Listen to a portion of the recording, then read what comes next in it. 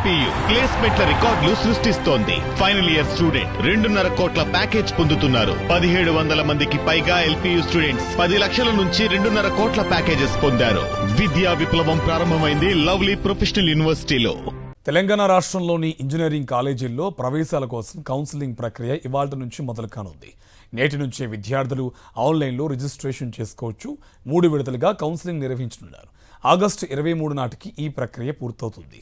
ఉన్నత విద్యా మండలి చైర్మన్ ప్రొఫెసర్ వి బాలకృష్ణారెడ్డి నేతృత్వంలోని ఇంజనీరింగ్ ప్రవేశాల కమిటీ మండలి కార్యాలయంలో సమావేశం జరిగింది. రాష్ట్ర వ్యాప్తంగా 156 ప్రైవేటు ఇంజనీరింగ్ కాలేజీలున్నాయి. ప్రభుత్వ యూనివర్సిటీలకు చెందిన కాలేజీలు 19 ఉన్నాయి. మొత్తం 175 కాలేజీలు గత ఏడాది కౌన్సిలింగ్లో పాల్గొన్నాయి. ఈ ఏడాది 2 ప్రైవేటు కాలేజీలు మూసివేత కోసం దరఖాస్తు చేసుకున్నాయి. అయితే కొత్తగా Palamuru, Satavahana, Kothagudem health sciences university కాలేజీలు కౌన్సిలింగ్లో పాల్గొంటున్నాయి. ఈ లెక్కన ఈ ఏడాది ప్రభుత్వ, ప్రైవేటుకు చెందిన 176 కాలేజీలు ఇంజనీరింగ్ కాలేజీల కౌన్సిలింగ్లో పాల్గొంటాయి. గత సంవత్సరం కన్వీనర్ కోటా కింద 89,970 సీట్లు అందుబాటులో ఉన్నాయి. కొత్త యూనివర్సిటీలు రావడంతో ఈసారి స్వల్పంగా సీట్లు పెరిగే అవకాశం ఉంది.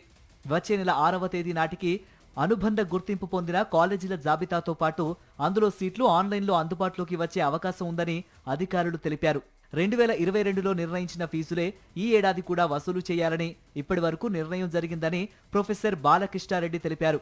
ఈసారి జాతీయ ఇంజనీరింగ్ కాలేజీల్లో ప్రవేశానికి నిర్వహించిన జోసా కౌన్సిలింగ్ తరహాలో మాకు కౌన్సిలింగ్ నిర్వహిస్తున్నట్లు తెలిపారు.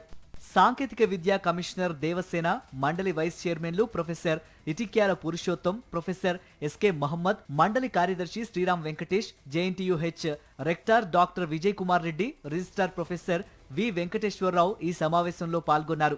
సమావేశం అనంతరం కౌన్సిలింగ్ షెడ్యూల్ను విడుదల చేశారు.